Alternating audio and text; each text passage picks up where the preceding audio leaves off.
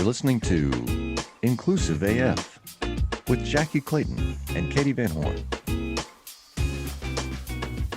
Welcome. This is Katee Van Horn. And this is Jackye Clayton. I'm going to turn it into a theme song. I just can't say it right. I feel like you were just leaning towards Jacqueline, though. I feel like you're trying to do what I do with your name. Feel good about that.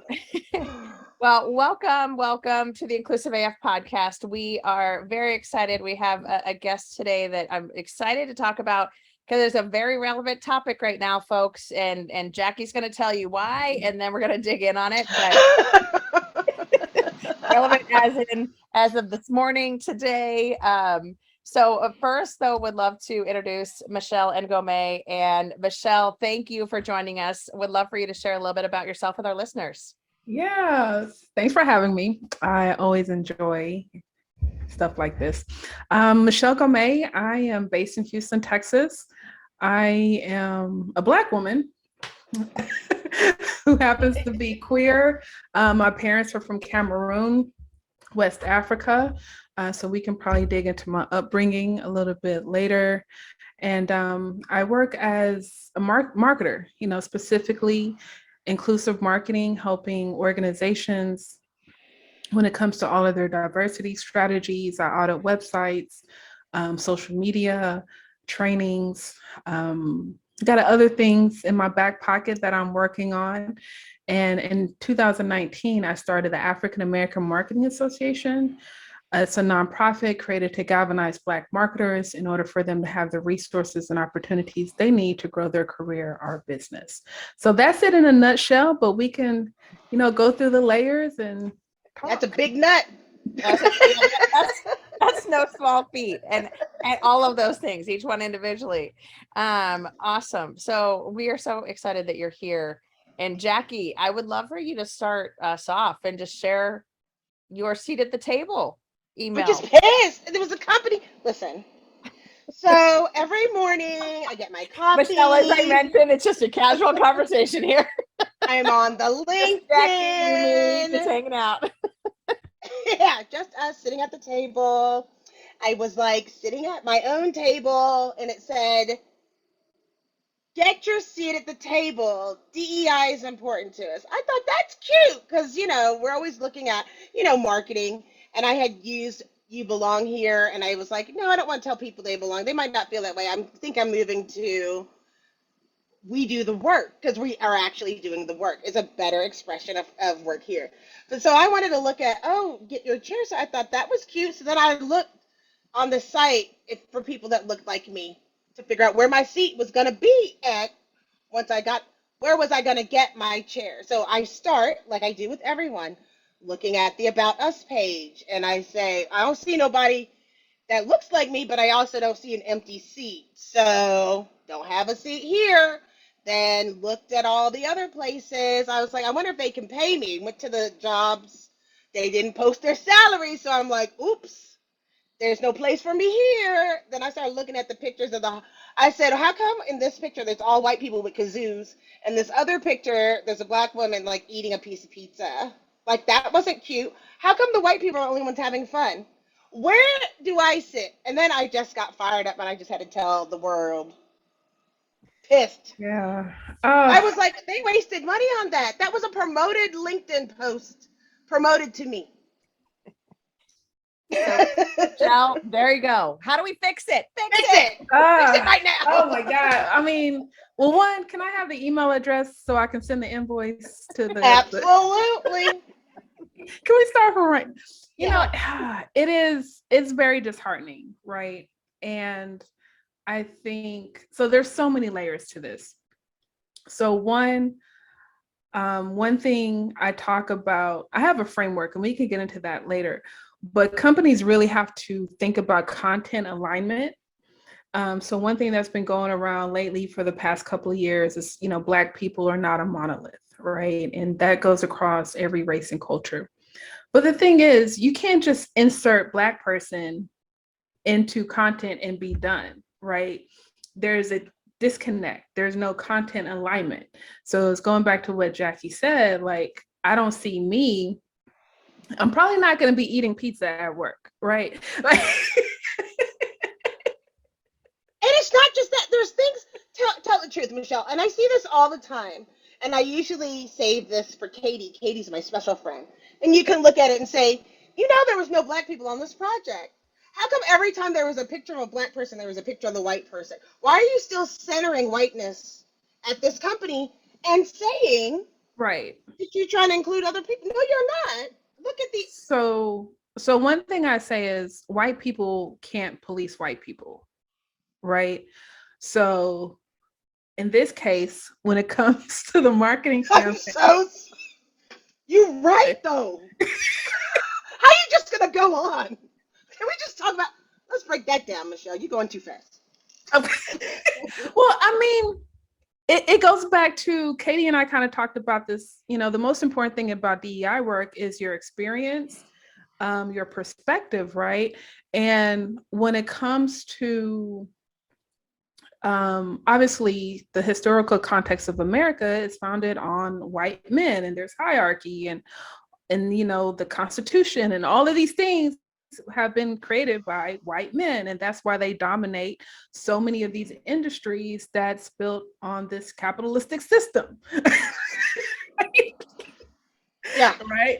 So as simple as that LinkedIn post is, it kind of goes back to everything I said, right? It goes back to the industry, it goes back to the company history, and we haven't even shared that.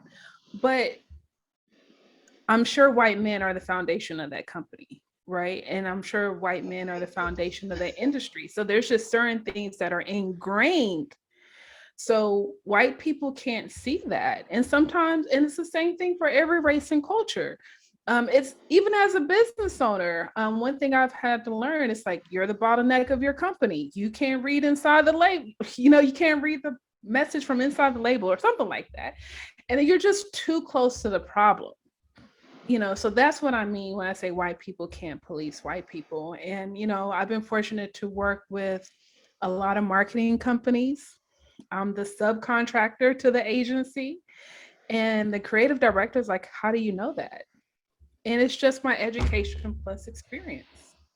I mean, that's I all find it it funny though. I think we were at Work Human this past year, and this is what the person was what I interpreted what their meaning was to say that you don't recognize if you're not a part of a group, you don't realize how a lot of people will perceive that group in the other way. What the quote was, black people know white people better than white people know white people, didn't really come off really great. But what he was trying to say is, you don't understand that.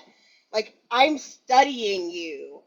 I have a history of studying what you're doing. These things that you did, I see through a different way. This is what I expect. When you talk to another person, they'll say, "Oh, really?" Like I always say, I go to networking events. I look for people first who look like me in any way. That might be a woman, that might be a parent, that might be an older person, that might be a black woman. I look for the person that's closest in proximity to me. And then I had another friend who was Hispanic. She said the same thing, and the white girl that was with us, and it's the same group with like thousands of people. She goes, "You do?" We were like, "You don't?" She was like, "No," and we're like, "Oh, yeah, we do that. yeah. We do that." Yeah, I mean, that goes back to assimilation, right? Because I think sometimes we have to, at least for me, sometimes I have to assimilate before I can code switch, right? So I'm going to find the Hmm. person in proximity so I can warm up. And I was like, okay, I feel my groove, and now I can Now venture I'm ready. into Uh-huh. talking to strangers, right? This is not even about race anymore. It's just strangers. so, Right, so I right. think, there has to be a level of comfort in anytime you step into a new room, or a new job. And, even before I'm still young, I'm only 39, but before I got into this DEI work, I mean, I remember in my 20s going to a company's career page and wondering, will I be a culture fit, before I had the language. Um, and I remember when I went natural and I had a fro, and my mom was like, "What are you doing?" And I was just, "I'm doing it," right? And just, having to be very mindful and cautious about, my hair and just really my hair, right? Because I think I'm professional, I think I look okay. But there's still those nuances. And look, we can talk about race and diversity and use those things interchangeably, but I do want to have the caveat where at the same time, especially being a woman, there's just certain things we have to grow into, right? As a person, we have to grow into our confidence. I do think that comes with age, maturity, experience. So I don't want to dismiss those things as well. Mm-mm.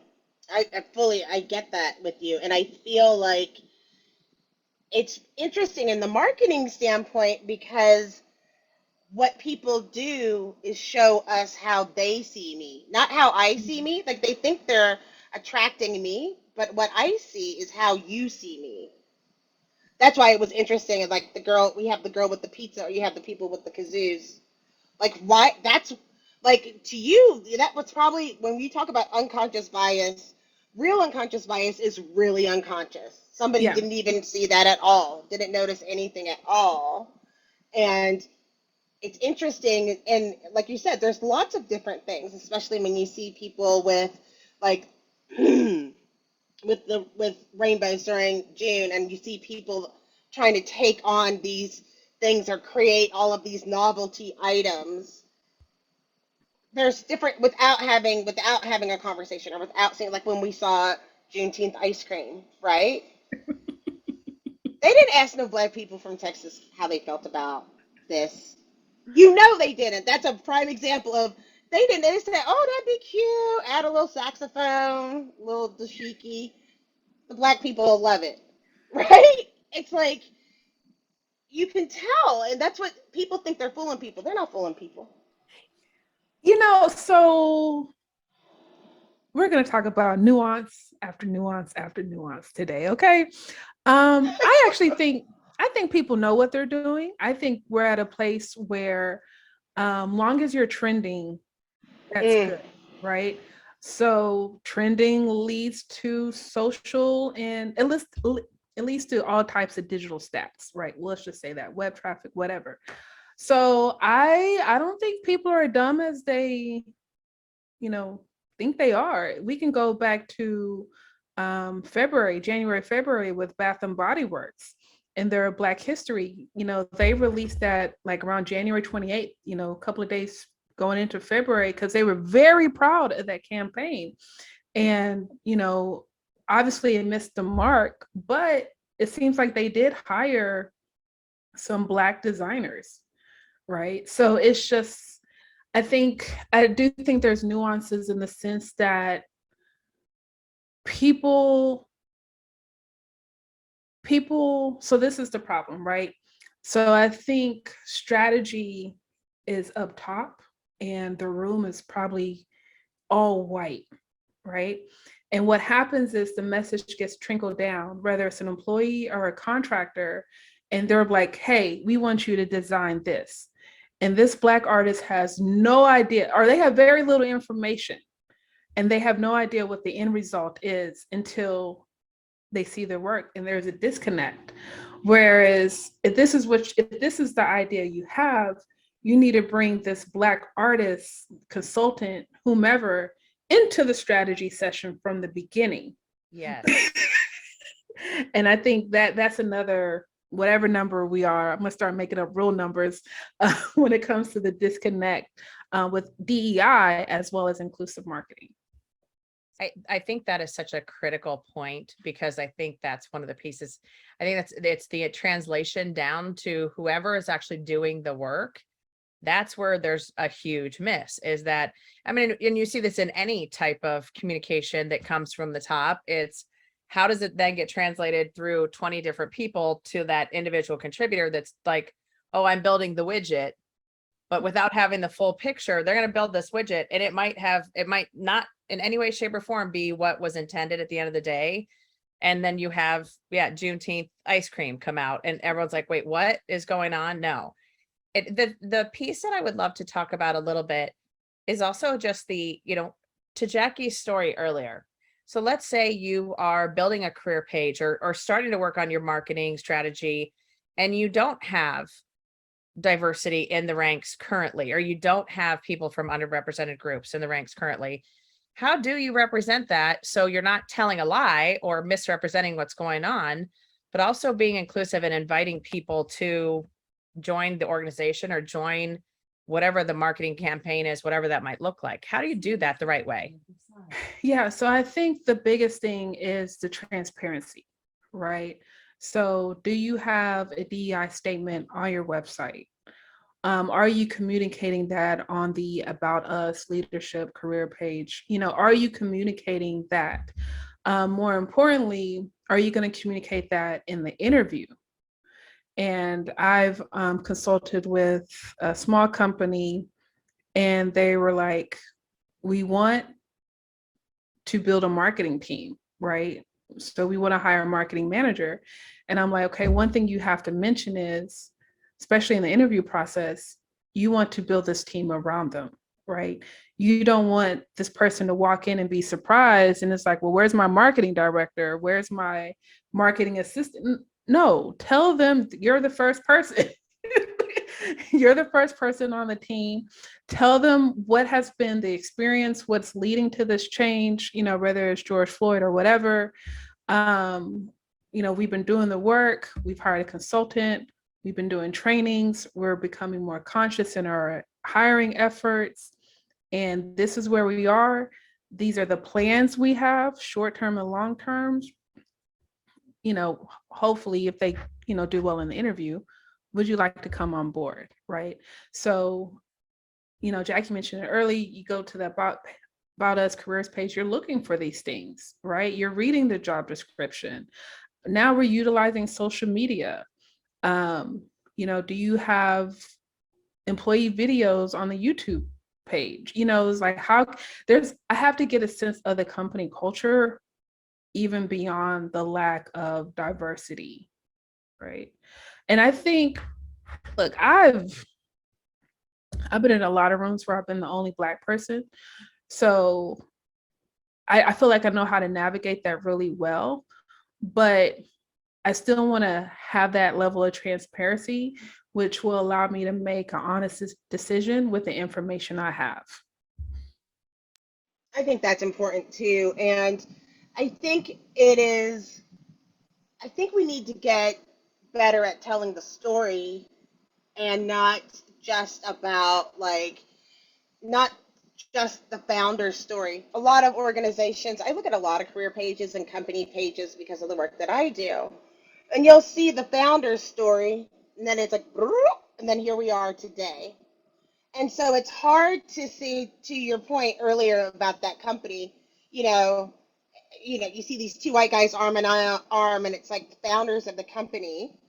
And then, and I can't see the rest of the journey. And we just have to share part of the journey because I will be more understanding of your brand and understanding if and I need to be able to get all the facts to your point with the marketing person to determine if this is going to be a safe place. I need to feel like you're being genuine and true and you're not using me to roll up the flagpole. Yeah, that's a really good point. I do think Gen Z is doing a good job of that. So if you're having the millennials or Gen Z that are creating, or especially these tech companies, I think they're doing a good job on their founder story, documenting the journey, providing timeline, all kinds of diversity statements.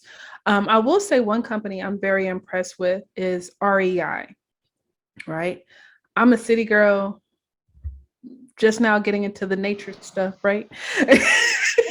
Like I've never stepped foot in this building, whatever. But let me tell you something. This company has made some great improvements in the past 2.5 years. Okay. Yes. And I will give credit where credit is due. They've made the changes and they've been very transparent with the changes. A lot of these companies have made this, diversity statements in May or June 2020. But this company, if you go to their communications page or whatever, quarterly updates on their progress when it comes to diversity, and people are not trained to do that. They're not trained to look for that. But if you have a bad experience at a company, you know you're going to have better questions the next time you go into a job interview, right? So I just think people have to be mindful of those things. And there's companies that are making great progress. Try to, what are your competitors doing? It doesn't have to be a bad thing. um, Hire a consultant, interview the consultants to figure out who will be a good fit for, what you're trying to do. But at the end of the day, it goes back to transparency. So how transparent do you want to be during this journey? Yeah, I Abs- agree. Yeah, I He think just that gave us more work. Now we right. gotta write it. We've been doing lots of stuff. We haven't been writing that stuff down, Katie. We're not telling all the people. You don't even know. Yes. But it's so true because I think, so this is something that, we're actually working on a revamp of our website. And one of the things we talked about is like, I don't need to see the advisors' pictures, but I would love to see the team members. Like I would love to have the team members on there to talk about who they are, what they're doing, or what's going on. Because I think that's also much more impactful. And we know folks are going out on Glassdoor or wherever, and they are sharing how they feel about companies. So the more you can get those real authentic stories, but it's also it's that piece, but it's also treat people well, and they will talk in the right way or the way that you would hope that they would talk about your company. Because I think that's the piece also, that it cannot be a fake storyline. Because I've seen That's that right. as well, where you have, oh, Joe is in our, manufacturing team and he loves it here because he likes to play with kazoos and eat pizza or whatever. Like, That's what? right. Yeah, what does that have to do with anything? Yeah. But I think companies are so concerned about controlling the narrative, whereas they underestimate the value of curated social media. And what do I mean by that? Because Hmm. I actually have a presentation tomorrow, so all of this is really, really fresh. So for example, one of the examples I'm going to share is a Twitter employee. She tweets, so glad to come back to work after my 20 weeks of maternity leave, right? If I'm a woman that wants 20 weeks maternity leave, like, Sign you me know, up. Yeah. now Yeah. I'm going to look into Twitter, Mhm. right? And that's a promotion that a company can't put a price on, right? Because Hmm. don't get me wrong, you have to create content and control some kind of narrative. But what this lady tweeted is priceless in itself. And Mhm. she tweeted that because she's a happy employee. Yes. And whatever her followers are.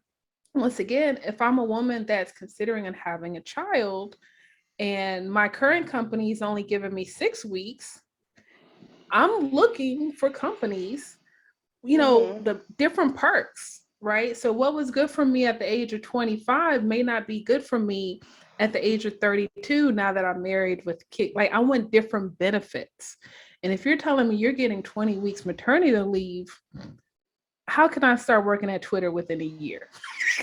Right. Right. You are so right. I have a program manager. This was interesting to me today. So I was talking to my program manager. He's a diversity program manager at the company, and he asked me, "Do you know when Textio got Bravely?" And I said no. And it was after the underrepresented people started complaining because they didn't feel like they were getting enough leadership coaching, and we didn't have enough in-house, and so they just gave everyone free Bravely. And I was like, really? And he was like, yeah. I was like, oh, I just thought we got free Bravely. Like I never even thought about it, right? And people don't, the stories are there to share. It's weird. I say weird is not the word. It's interesting being at a company that does want to share those things, and there's so many things to share. And not recognizing, you take things for granted. Somebody Mhm. said, "Oh, if I want to work at a company where a VP dances at their seat," I was like, "You should raise the bar and do a little bit more research than that, because not everybody's dancing. Not every that is not every department, to be clear." That's true too.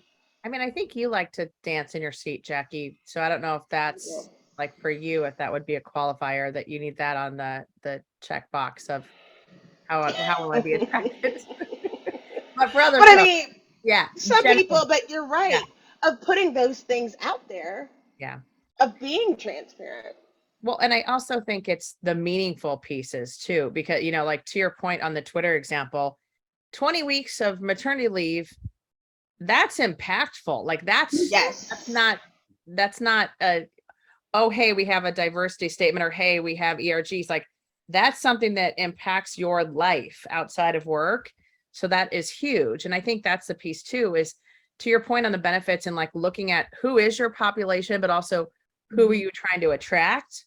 Do you Mhm. have the benefits to attract? Do you have the stories to attract who you're trying to Mhm. attract? Because I think that's one of the pieces too, is if, those YouTube videos of employees, if it's all white males, that's telling people a lot of things about your company It too. is. So it is, what are the rest of the stories? What are the stories that you're not hearing or that you're missing out on? And I think that's the piece too, because everyone wants to have, okay, we need to have this, or we need to have that, or, oh, hey, Michelle said do this, but then it's like, okay, go a little bit deeper. What else does that mean? Or what else could be impactful to folks? And not just to one group, but to different groups as well. So Right. So right. And maintaining that integrity throughout the year, right? Not just in February, Black History Month, or, July Disability Month, and September Hispanic Heritage Month, but, highlighting, these so I like to say customer centric and employee centric stories. Yes. So obviously right now we're talking about employees, but carrying that throughout the year, and yeah, maybe you'll amplify it more on a specific week, Pride or whatever, Pride Month or whatever, but let's maintain some integrity and not just like, oh, check the box for June, July, September. I was so, or I interviewed a woman last week, and what was interesting was, I was part of the interview process, but as we got to the end, she loved everything that she saw, but wasn't even, what was interesting is that it is building that culture within where everyone was sharing those personal stories, that by the time we got to the end and I was telling her what, I am so sorry. I am I was just so saying, would you sorry. get the I am executive so, I producer don't know under what's control? happening. I don't know where my executive producer is. I don't know Happy what that that is. Penny is under the bed right now Um, asleep and not joining in the my executive producer is opening the door. He's going to be so mad. There's no one there. I sit by the front door. So anyway, so as we were talking, she said to me, "So what did y'all do for Pride?" And I was like, "Oh, we watched Stonewall. We watched a movie about trans athletes. We bought cases. We got candles. We did this. We did this. We did this. We did this." And she said, "Nobody told me anything about that." I was like, "Oh, they did it?" And she goes, "No. What y'all do for the month before?" I said, "Oh, it was Asian American. Let me tell you, we did this, we did this." And she was like, and I was the last to interview. These are the last 5 minutes, and I was like, "Well, dang, we should have started with that. Nobody started with that. Nobody did it." But it was like we were telling the true stories of what was going on and letting people know what's actually happening. And it takes growth of these little things, and it's really impactful. It was impactful for me. We're about to do the racial equity handbook. Katie's going to lead the course at my company, and I was excited when my boss said yes. I was excited when we sent it out and we had it on the calendar. But what made me cry was when an executive told me that their kid was reading it. And you realize that it's one thing to do this work. We understand what we're doing, but you realize you're changing the world. We're building Mhm. that opportunity. And, representation matters. But then if you do it bad, it has that exact opposite effect if you're not getting this marketing Yep, together. Yeah. absolutely. Is it okay if I share my framework real quick? Absolutely. Yes. Do So we have to charge listeners that you're sharing this framework? Is that, Yes. yeah, Did listeners, we have put this send it, behind yeah, a sign in? Do we need to? please I send a I check directly to Michelle at, no, I'm just kidding. Yes. I give generously and freely. Awesome. So I call it the 5-point framework to inclusive marketing, and because we're touching on so much of this. So one is content and communications. So your content, in this case, your content is specifically to your consumers. So it's about thought leadership, informing, educating people about your product and services.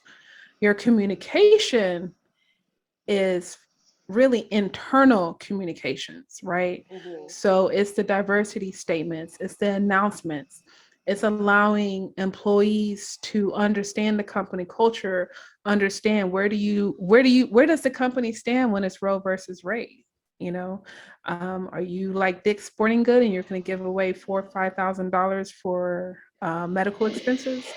So that's what communications is about. Second, we have candidates. Um, how are you marketing the candidates? How are you recruiting talent? Where are you finding talent? Third, we have company culture, right? Let's pull our employees to recruit talent, create the content for, marketing campaigns that are more HR centric versus consumer sales centric. Um, and it's also employee engagement, right? Company culture, employee engagement. I feel like companies, I know we're in a crazy time right now because of the pandemic, but companies that have high employee engagement have lower turnover rates, right? And then four, we have the consumers, B2B, B2C, once again, going back to content, marketing, all that type of stuff. And then five is community awareness. And a lot of small businesses, they struggle when it comes to diversity work because they feel like they're too small. They can't do a photo shoot. They're using stock photos, which is fine. But I'm like, okay, but how can you get involved with your community? Are you volunteering? Can you do a $500 scholarship? Like what are these certain elements that you can still engage in your company can represent the community and still be diverse and inclusive with the work. Awesome. I mean, those are all, we talk about changing process and policy and like the actual structures that we know have been built from a very Eurocentric, white male dominated world. And this is how we start to change those things, is by changing the narrative, by changing how we approach this work, how we think about this work. And so, I mean, I love the framework. I especially love that community awareness because I'm in that. I live in that world right now where we are a small business. And I am trying to think about like, how do I promote volunteerism and some of these other things within my organization and help folks understand that this is important to us. And, we are a climate tech company. And so it is, okay, do we plant trees? What are the things that we can do that would be helpful? And those are also the stories that will engage people that are feeling that same way, because we have a huge group of individuals that like, they want to work at a company that cares about the environment, that cares about sustainability. And that's huge to be able to tell those stories. So I love that. Yeah. And I mean, it's so much look, sometimes I hate being a marketer. And even today, I was like, I just need to log off of Twitter. It's just too many changes at one time. Right. And I still might, I don't know. But talk about it, Michelle. Tell them. Tell them. I mean, we still say everything is content, right? Yes. And technically it is. But if your company decides to volunteer, 4 hours on a Saturday or whatever, or they make a donation to a nonprofit that fits your company's mission and values, that's photos, that's a press release, there's still content there, which kind of goes into the inclusive marketing piece. And, I really just try to share this stuff so people can expand their horizons on how to, navigate. Like, everyone can't be a Chase or a Nike, right? And they're doing these huge multi-million-dollar campaigns for 1 week or 2 days to trend, but we can still do our part in a small way. Absolutely. You are right. I laughed. Last week someone said, who's bad at picking weeds? Me. You know how I know? Because it was volunteer day and half the volunteers went to go pick weeds. And I said, actually, it's me because I'm not going out there. I am not. Not even going. Yeah. I'm not going. I am the worst. But I love that people don't recognize it because it's not it's marketing, like you said at the very beginning, your transparency. It's marketing what we're doing and allow that, and not having the staged person, like go put on some headphones and let me take a picture. Um, and that's what I thought was so funny. The example that we started with this morning, I said, how do you have 1,400 people? That's the picture you chose, was the woman with Yeah. the pizza. What? Yeah. That's what you like. You didn't have any of. You couldn't say, pull out your iPhone, take a picture at your nothing. And Now You know. and people, as a white person, I'm offended by the kazoos. Let me be clear. That like All what? you. That's y'all. That's the whitest Listen. of the white thing I'm ever, sorry. right? Like I what is that? will. listen, I'll tell you this. I'm gonna let you on a little Katie's secret. embarrassed by the kazoos. Companies pay me to go through stock photos.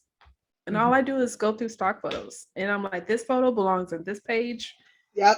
And depending on the industry, I may not evaluate the actual content, the words. Yeah. But yeah, I go through How many stock. kazoos, Michelle? How many kazoos you see this Yeah. week? How many kazoos? Yeah. Not one. Not We need one to know. kazoo. We need to know I immediately. love like companies like that. Oh, look, we're fun. Kazoo. Like what? We got to do work too, and But you have to show. I also think there's such a miss on this where what's fun for me is to do really impactful work That's right. and to actually make a difference in the world and to work with people that feel the same way. Like that's fun. That's I find really, really fun. And to work with smart people that are like coming up with new ideas. That's fun. I don't know. I Anyhow. think a lot of people are going in that direction though now, where it's like you found out because after we figured out what was changing internally at organizations that were holding us hostage, Mm. right? Free breakfast, lunch, and dinner. Oh, we have a movie room. We have a masseuse that comes in. We have a gym. You can have showers. Oh, you're too tired. Like there's a so that they provided all your needs, Mhm. right? And then people are like, I get it what they're doing to me. People Yeah. do want to see. They're like, you can keep your lunch, so I can spend time with the people who really care about me, Mhm. Yeah. right? And so we're seeing that where it's like, no, we shouldn't go to happy hour. Let's do something. Let's do Right. something Right. so that you can sit up proud of the place where you work as well. Well, I think we all either read The Circle or watched the movie The Circle, where like the whole concept of, and we won't name names, but a certain company that we use as a search tool daily, GTS baby, that is something that it was like, I'm going to provide every single thing. So you never have to leave this campus Ever. ever. And it wasn't a made up story. Like that's really what it is like in some of these campuses. And it is just bananas because you're like, no, I would like to go home now, please. Thank you. Yeah. Yeah. I work for 75 hours today. Can I go take a nap at my home? Thank Oh, you you. don't want a prosecco? We got a charcuterie. Yeah, we're No ready. thanks. Ready for happy hour. No thanks. Anyways, all right, we are way off topic, but okay. So Michelle, would love to hear from you. What is one thing that you want to make sure that, and I'm going to give you a couple different audiences because it might be the same message, but I want you to share. If you are an HR professional, whether that's recruiter, business partner, generalist, whatever role you're in HR, what is one thing that they should know from you today to go start implementing tomorrow? Same question for business leader, and same question for marketing professional. Please. Okay. Yes. Thank you for this question. So if I think the reason why I started talking about inclusive marketing, because I think it's time for marketing and HR to talk, right? And I'm only giving more work to marketers, but we'll get to that later, right? Okay. So it's time for HR and marketing to talk. The HR department also needs to think like marketers. Okay. The way the company is positioned is going to attract talent. The way the leaders in the company are positioned, thought leadership, personal brand, is going to attract talent. So I strongly encourage HR professionals to think about creating a marketing campaign to attract talent. What does that look like? What are the stories? Who are the people that can give us these best stories? And, race, culture, sexuality, mid-level career coming into this company. Maybe you had someone that did an internship and you hired them full-time as a new grad. Like, all of these stories are so important because in life, all we do is transition. Right. So I want HR leaders to think about, man, I need a marketing campaign. The HR department needs a marketing campaign. Right. And then, create the budget, go bother marketing. We do know how to do that. Yeah, it's really important, right? Because the career page is not enough. Indeed, and LinkedIn and, some of these organizations is great, but there's job listings every day. But now that I get to your website, now what? Or, what's going to come through my LinkedIn feed? What ad is going to come through my LinkedIn feed? Yeah, Jackie's watching, people. Jackye is watching. I'm going to call you out. So any questions on the HR part? Nope, this is perfect. All right. So business leaders. Business leaders, get involved with the community, right? Especially now, I can't even say post-COVID, I don't know what we're in, but get involved in the community, do community calls, this can be industry-wide, this can be quote unquote community service, going out to networking events, speak on panels, because some of the best or high paying jobs are not on Indeed, right?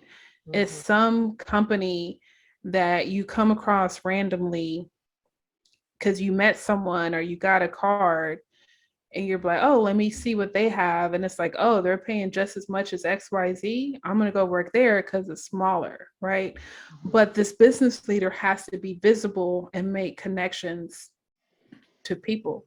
Also with the business leader, and this is kind of steep into the marketing. Yes, we all need money, we all need revenue, but let's take it a step further, right? So your personality, you as a person, you're attracting more than just new clients, right? You're attracting talent, you're keeping employees engaged. I had worked at Chase for 3 years while I was in college, and I just, not so naive, just thought I was going to become some wealthy investment banker and eventually I was going to meet Jamie Dimon, right? But I didn't like none of my managers. There was no way I was not one.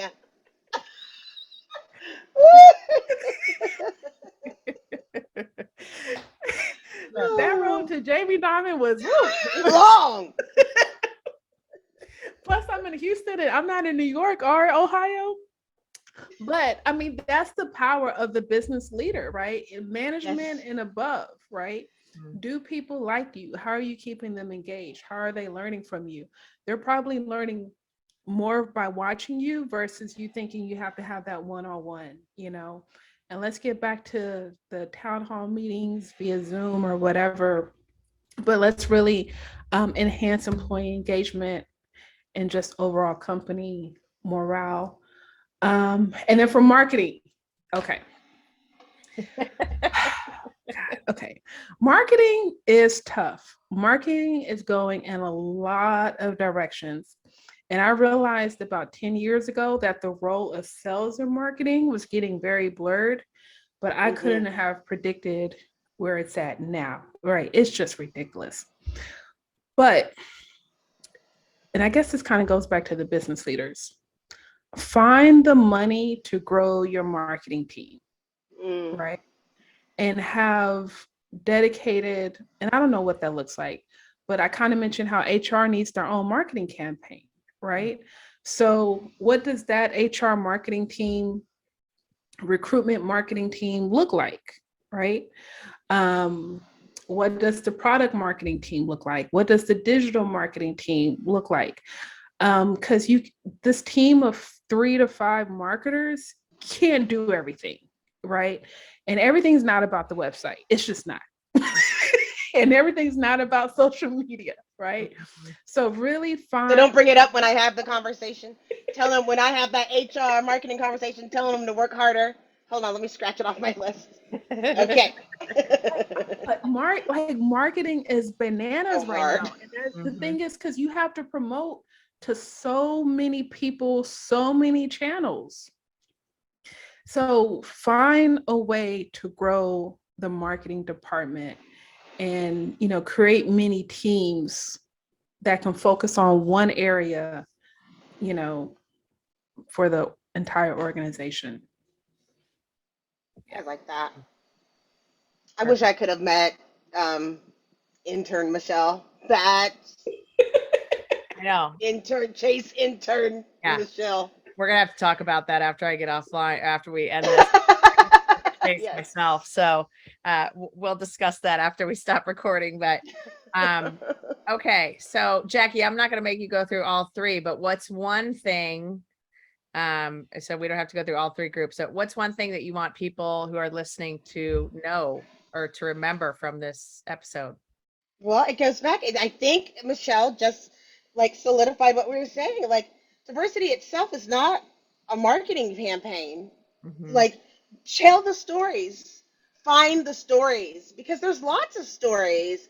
And if HR and marketing aren't talking to the rest of the whole organization, they'll never get told. And there are lots of stories. And unfortunately, too often you find out about the story when people are leaving and they'll tell us that they tried to meet Mr. Diamond. That's when you find out, oh, we didn't know you had that goal. We would have helped you on it, right? Yeah. Don't wait. Jamie's right at next door. We can go pop by and meet him. Let's go. We'll just go pop in. Yeah. We'll just pop in. Mhm. Yep. But I think that's what I would say. After you become best friends with marketing, make sure that you're talking to the people about what you're looking to do and share real stories. That's what I'd say. Okay. Absolutely. So I'm gonna go with your number 1 tool or your number 1 on your list. PVH steals. No. No, not you. Michelle's number 1. I want folks to remember this one. The content and communications. So listen, you settle down over there. So I think this is something that people forget is, you're talking about marketing, not have enough people in marketing. And I think there is a miss between the communication. And I swear to you by all that I know, almost every single organization that I've worked with and supported or partnered with as a consultant and as an HR person in-house, on their engagement survey, communication pops without fail every single time. And so remembering the fact that, yes, you can build a beautiful marketing campaign externally, but if you don't tell people internally what's going on, the strategy, where we're going, what we're doing, how we're getting there, that communication piece is so critical. And that ties into what Jackye just mentioned on the storytelling, that if I don't even know what my widget does that and how that ties to the strategy of the organization, how am I going to go tell a story about how great it is to work here? And so I think people there is a disconnect there and a miss that, oh, well, we posted it on our website, so the team knows, or, hey, we talked about it in our earnings call, so everybody just knows. And you're like, my friend's sitting on the phone, answering calls about what's going on at this site doesn't know what's going on an earnings call or right. worried about or anything like that. And so that communication, like, it has to be constant. It has to be through all different channels. It has to be just continuous stream of here's what we're doing, here's what's going on. And I think that's also how people feel included. You're talking about inclusive marketing. That's a ton of it right there. It's just, are you including people in what's going on? So yeah. All right, Michelle, last word from you. Anything else we should be taken away on this one? You just gave us like tons of nuggets. I have notes from this episode. Yes. Well, everyone's in a different place when it comes to their DEI journey. And I know the phrase inclusive marketing, diversity marketing, it's new, it's making some traction. And what I say is I look at D&I from a marketing perspective, so especially if you're a marketer, if you're in HR, let's just kind of expand, what diversity looks like and how you can grow your team, grow your organization. And the last thing is, and I think Katee, you were leaning towards it, but I want to get it in here. Lots of times we think about innovation as technology, when innovation is really about newness, right? And newness, new people, new ideas, new experiences, but you have to attract and engage your employees. So that's what I want to leave this episode with.